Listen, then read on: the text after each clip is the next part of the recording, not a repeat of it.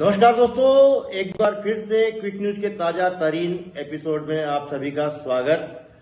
दोस्तों, कल हमने कार्यक्रम किया था स्थानीय कुचामन वैली में राजकीय चिकित्सालय के महिला एवं चिकित्सा इकाई के स्थानांतरण पर, और लगभग यह सिद्ध किया था कि इन संवेदनशील इकाइयों के शहर से दूर स्थानांतरण से स्थानीय आम जनता, संसाधन विहीन जनता, गरीब जनता को क्या क्या तकलीफें होने वाली है।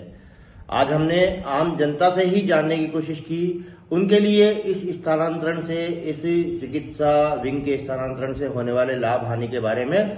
तो दोस्तों, मुख्य रूप से निम्नलिखित तथ्य सामने आए।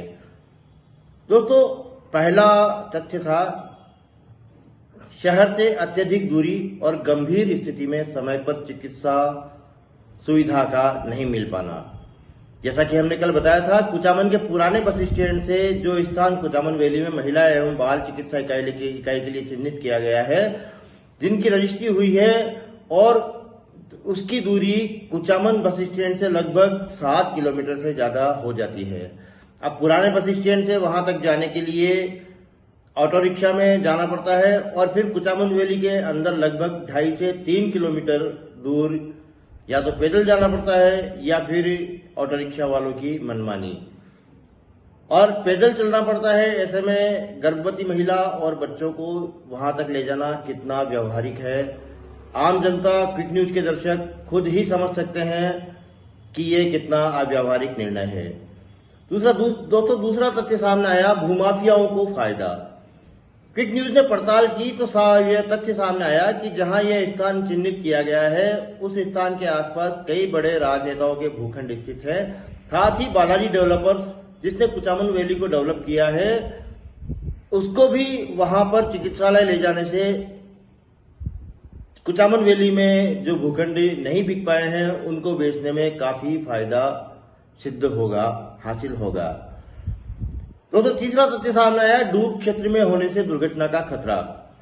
दोस्तों, हमने कल बताया था आपको कि जहां यह स्थान चिन्हित किया गया है महिला एवं बाल चिकित्सा चिकित्सा इकाई के लिए, वह स्थान डूब क्षेत्र में आता है, और वहां से एक सूखी नदी भी निकलती है जो बरसात के दिनों में उफान आती है और उसमें पानी आ जाता है। तो डूब क्षेत्र में ऐसी संवेदनशील इकाइयों का, चिकित्सा इकाइयों का होना कितना खतरनाक सिद्ध हो सकता है, आप समझ सकते हैं। साथ ही जो देवी सिंह चौहान इस विषय पर अपनी आवाज उठा रहे हैं, उनका कहना है कि उस स्थान पर बैंक भी लोन सैंक्शन करने से डरती है, मना कर देती है, वहां पर बैंक लोन सैंक्शन नहीं करता है। ये देवी सिंह चौहान के द्वारा बताई गई बात है।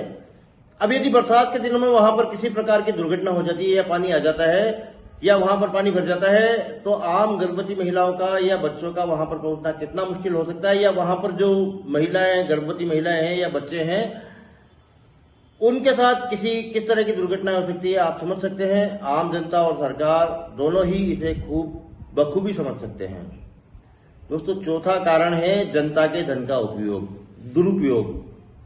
दोस्तों, मान लिया कि वह जमीन बालाजी डेवलपर्स ने उपलब्ध करवाई है, सरकार को बालाजी डेवलपर्स द्वारा वह जमीन उपलब्ध करवाई गई है, लेकिन वहां पर चिकित्सालय के निर्माण पर भी तो दर लगेगा, और वह पैसा आम जनता की जेब से ही जाता है, क्योंकि इनकम टैक्स आम जनता ही देती है। साथ ही दोस्तों, एक चिकित्सालय पर 32 करोड़ रुपए पहले भी जारी किए जा चुके हैं, और उस चिकित्सालय उस जमीन पर चिकित्सालय का निर्माण लगभग 3 महीने से अटका हुआ पड़ा है, वहां पर कोई निर्माण नहीं हो रहा है। दोस्तों, इस संबंध में क्विक न्यूज ने कई आम और खास लोगों से बातचीत की, सभी के विचार खुलकर सामने आए। आज हम कुछ लोगों के विचार आपके सामने प्रकट कर रहे हैं। दोस्तों, यह विषय लंबा चलने वाला है, काफी लोगों के विचार इस पर आने वाले हैं, इसलिए कल हम और भी लोगों के विचार यहाँ पर प्रकट करेंगे। तो सबसे पहले दोस्तों बात की क्विक न्यूज ने दीपक चंदेलिया से। वाल्मीकि बस्ती निवासी दीपक चंदेलिया जागरूक युवा है। उनका कहना है कि उनका समाज में वैसे ही आर्थिक रूप से कमजोर है। उनका समाज, वाल्मीकि समाज, आर्थिक रूप से कमजोर है। हम सभी जानते हैं इतनी दूरी पर चिकित्सालय को होना आर्थिक रूप से कितना भारी पड़ेगा, सरकार को इसका अंदाजा नहीं है।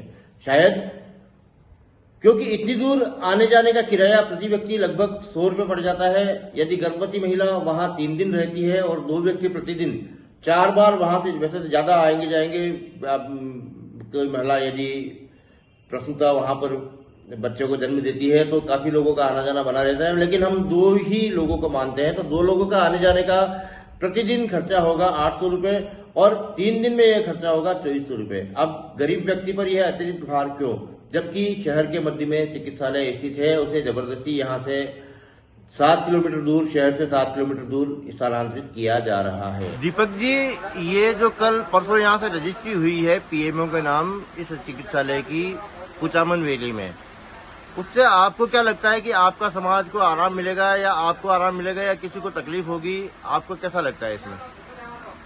देखिए, कुचामन से इतनी दूर किलोमीटर अगर ये काम ये करने जा रहे हैं, ये हमारे समाज के लिए घातक है, क्योंकि हमारा समाज आर्थिक रूप से वैसे ही कमजोर है और इतने साधन और इतने रुपए नहीं है कि जच्चा और बच्चा को इमरजेंसी हालत में वो वहां लेके पहुंच जाए। और ये हमारे चिकित्सालय पास में है, इसलिए हम ये चाहते हैं कि ये चिकित्सालय की ये सुविधा यहीं रहे, न कि वहां जाए।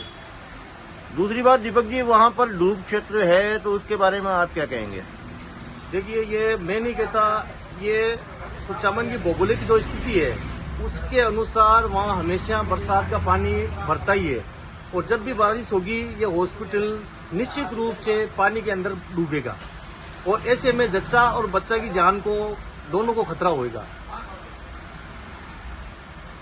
जो एक हॉस्पिटल पहले भी शाकंभरी रोड पर हुआ है, उसके 32 करोड़ रुपए अभी तक हुआ है और 3 महीने से उसका काम भी बंद पड़ा है, तो ऐसे में नया हॉस्पिटल का औचित्य क्या है आपकी नजरिए से, आप क्या कहेंगे उस बारे में? मैं तो ये सोचता हूँ, जब एक का ही निर्माण पूर्ण रूप से नहीं हो पा रहा है और ये दूसरे को वहाँ ले जाने की सोच रहे हैं, तो सबसे पहला मेरा नजरिया ये है कि जो पहले इन्होंने काम लिया हुआ है पहले उसको पूर्ण करे और इस काम को वहाँ ले जाने के लिए 2 बार सोचे और जनता की समस्या को समझे, उसके बाद ही कोई निर्णय लेना। दीपक जी, ये कुचामन वैली वाले ने 18.5 बीघा जमीन जो फ्री दी है, मुफ्त दी है, क्या उनका खुद का कोई प्रॉफिट है? देखिए, जमीन देने वाला अपना प्रॉफिट सोचता है, उसके बाद ही वो निर्णय लेता है। अगर ये इकाई वहां जाती है तो उनकी कॉलोनी, उनकी जमीन के जो भाव हैं वो 4 गुना हो जाएंगे। ऐसे में उनकी जो जमीन देना वाजिब है, लेकिन ये आम जनता और जच्चा और बच्चा और जो आशा सहयोगी हैं जो गांव से बच्चों को लेकर आती है, उनका वहां पहुंचना मुश्किल है और वो वहां तक पहुंचेगी तब तक जच्चा और बच्चा को नुकसान हो सकता है। धन्यवाद दीपक जी। Thank you. वहीं प्रदेश महिला कांग्रेस महासचिव मृदुला कोठारी से बात की तो उनके अनुसार सिर्फ भूमाफियाओं को फायदा पहुंचाने के लिए सरकार ऐसा व्यावहारिक निर्णय कैसे ले सकती है? क्या सरकार को आम जनता के दुख तकलीफ से कोई लेना देना नहीं है? कुचामन सिटी में पिछली सरकार के समय से ही जिला अस्पताल प्रस्तावित था और इस एक बात को लेकर के कि एक बड़ा अस्पताल होगा स्टेशन रोड पे, रोड से ज़्यादा दूर नहीं, जहाँ तक व्हीकल्स आराम से जा सके, शाकंभरी माता के मंदिर से प्रवेश द्वार के अंदर या प्रवेश द्वार के बाहर ही वो अस्पताल होगा, जिससे माताओं को और बच्चों को लाने ले जाने में या प्रसव के समय माताओं को ले जाने में, उनको पहुँचने में काफ़ी सुविधा होगी और इस बात को लेकर के शहर में के नागरिक स्वागत भी कर रहे हैं। आज सुबह अचानक मैंने अखबार में कुछ खबरें लिखी और जानकारी मिली कि शाकंभरी माता के मंदिर के पीछे डीप में इस तरह का अस्पताल बनाया जा रहा है। ये देख करके बहुत निराशा हुई और इस बात को मैं एक महिला होने के नाते अच्छी तरह से समझ सकती हूँ कि महिलाओं को सामान्य समस्या भी जब कभी इस तरह की हो जिसमें बहुत ज़्यादा दर्द हो या तकलीफ हो, तो उनका सड़क से हट करके जाना, किसी व्हीकल में ऐसे में जाना जहाँ धक्के लगे या कुछ ऐसे ऊबड़ खाबड़ हो तो उनको पीड़ा सोगना बढ़ जाती है। ये मामला ऐसा है कि प्रसव के समय या प्रसव संबंधी किसी भी जटिलता के आ जाने के बाद में ही महिलाओं को ऐसे जगह जाना होता है और उस समय इस तरह की बात पढ़ करके बहुत चिंता हुई। पर मैं उम्मीद करती हूँ कि हमारा जागरूक मीडिया, साथ ही सोशल मीडिया में भी आज बहुत चर्चा हो रही है, उसको देख के लगता है शहर के नागरिक भी बहुत जागरूक है, तो ऐसा कुछ होगा नहीं और प्रशासन, सरकार, स्थानीय नागरिक, स्वयंसेवी संस्थाएं सभी इसमें इंटरेस्ट लेकर के पक्ष और विपक्ष सभी राजनेता और इस बात को ध्यान देंगे और ये अस्पताल शहर के ऐसी जगह पे जहाँ स्टेशन रोड से एकदम सटा हुआ हो और सीधी रोड जा सके, जगह भी उसके लिए छोड़ी जाए तो इतनी सी कि पार्किंग के लिए स्पेस हो। धन्यवाद। दोस्तों, संलग्न वीडियो में सभी के विचार आप सुन सकते हैं। आपको आप तक पहुंचाने के लिए क्विक न्यूज ने वीडियो साथ में लगा दिया है। बहरहाल दोस्तों, क्विक न्यूज स्थानीय विधायक और राज्य मंत्री श्री विजय सिंह चौधरी से इस विषय पर पुनर्विचार का आग्रह करता है, क्योंकि ये वास्तव में आम जनता के लिए एक अव्यावहारिक निर्णय सिद्ध होगा। तो धन्यवाद दोस्तों, आभार, शुक्रिया।